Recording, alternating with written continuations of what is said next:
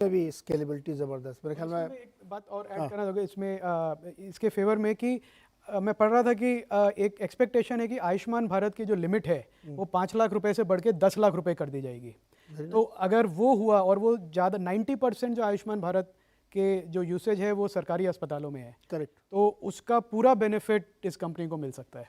No doubt. और इसमें भी स्केलेबिलिटी का है मेरे ख्याल में। 90% लोग अभी साल में एक बार भी अपना हेल्थ चेकअप नहीं कराते हैं।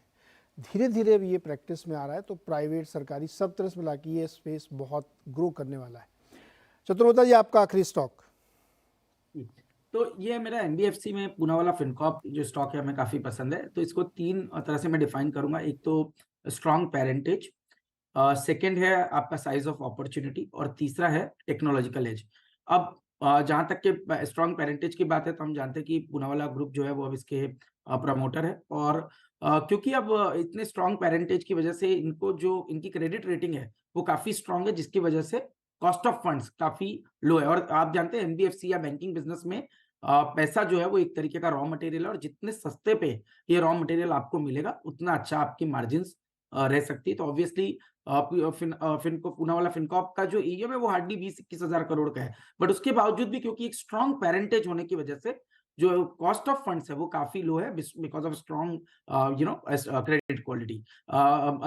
दूसरी चीज है आपकी साइज ऑफ अपॉर्चुनिटी। तो हम जो बात करें फॉर्मलाइजेशन ऑफ क्रेडिट या एमएसएमई के अंदर में एक बहुत ही जबरदस्त आने वाले कई सालों तक के एक क्रेडिट ग्रोथ स्ट्रांग रहने की संभावना बन रही है। और जो पिरामिड में आप देखेंगे ज्यादा से ज्यादा एमएसएमईज आ रहे हैं, और जो फॉर्मल क्रेडिट को एक्सेस करेंगे उसका भी एक बहुत बड़ा बेनिफिट इस तरह की एनबीएफसीज को देखने को मिलेगा। तो उसमें मुझे लगता है पूनावाला फिनकॉर्प को एक बहुत बड़ा अपॉर्चुनिटी है, जिसकी वजह से करीब 35 से 40% की सालाना ग्रोथ आने वाले 3 से 4 साल तक तो एटलीस्ट आपको इस कंपनी के अंदर में देखने को मिल सकती है। और तीसरी चीज जैसे मैंने कहा कि फिनटेक कंपनी है, तो स्ट्रॉन्ग टेक्नोलॉजिकल एज इसलिए क्योंकि एक फिनटेक कंपनी के तौर पे तो फिनटेक के साथ में लो कॉस्ट ऑफ फंड, ये एक बहुत ही डेडली कॉम्बिनेशन होगा, और उसमें भी एक स्ट्रॉन्ग पेरेंटेज। तो हमने देखा था किस तरह से बजाज फाइनेंस ने पिछले 10 सालों में एक बहुत बड़ी वेल्थ अपने इन्वेस्टर्स के लिए कमा के दी। मुझे लगता है उसी तरह का एक बहुत ही अच्छा कॉम्बिनेशन कहीं ना कहीं पूनावाला फिनकॉर्प में बन रहा है, जहां 35 से 40% के अगर हम ईएम में ग्रोथ की बात कर रहे हैं, रिटर्न ऑन एसेट्स की आप एग्जिट रिटर्न ऑन एसेट्स की बात करें तो 5% का आरओए ये कंपनी बनाने की बात कर रही है। निम्स ऑलमोस्ट 9 से 10% की निम इस कंपनी के अंदर में रहेगी। और जो थोड़ी देर पहले अभिषेक बात कर रहे थे एनपीए, तो वो बहुत ही इंपॉर्टेंट है देखना। तो अगर से आप देखेंगे Q1 फाइनेंशियल ईयर 23 में जो नेट एनपीए है वो मात्र 0.95% था। तो बिलो 1% के एनपीए के नंबर्स, ये एक बहुत ही बढ़िया कहीं ना कहीं अच्छा कॉम्बिनेशन है। और जैसे कि इन्होंने अपने विजन 2025 में कहा कि ये 3 टाइम्स ग्रोथ करेंगे अपने ईएम को, तो मुझे लगता है कि ये सारी चीजें इस कंपनी के लिए बहुत ही वेल पोजीशनड है।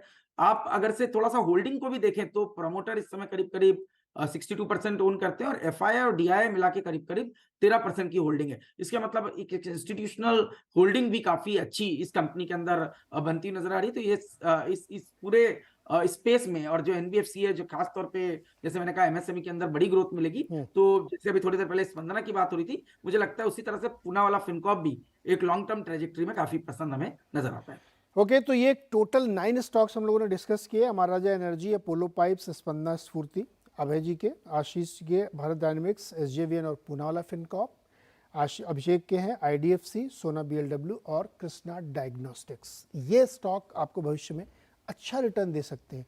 खुद भी आप इसमें ज़रूर पढ़िए। मैं आप हमेशा सजेस्ट करता हूँ कि आप अपनी खुद की स्टडी करिए, इनको देखिए, समझिए, पढ़िए, परखिए, जो हम लोग चर्चा कर रहे हैं उसको सुनिए, और फिर कोई आप इसमें फैसला लीजिए। डिस्क्लोजर आपके सामने हम लोग कई बार दिखाया कि आप इसको लेने से पहले डेफिनेटली अपने फाइनेंशियल एडवाइजर से एक राय ज़रूर ले लें।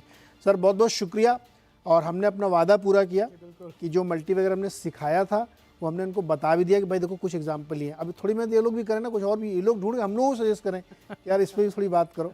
तो फिलहाल आज के लिए इतना ही। बहुत बहुत शुक्रिया आप सबका हमारे साथ जुड़ने के लिए और ये शो देखने के लिए। ऐसे ही और दिलचस्प आइडियाज़ पे हम लोग बातचीत करेंगे किसी और थीम पे। जैसे मैं एक सोच रहा था किसी दिन मैं पीएसयूज़ पे शो करूँगा, एक कि ये पीएसयू स्टॉक क्यों चल रहे हैं इतना। आज के लिए फिलहाल इतना ही। बहुत बहुत शुक्रिया।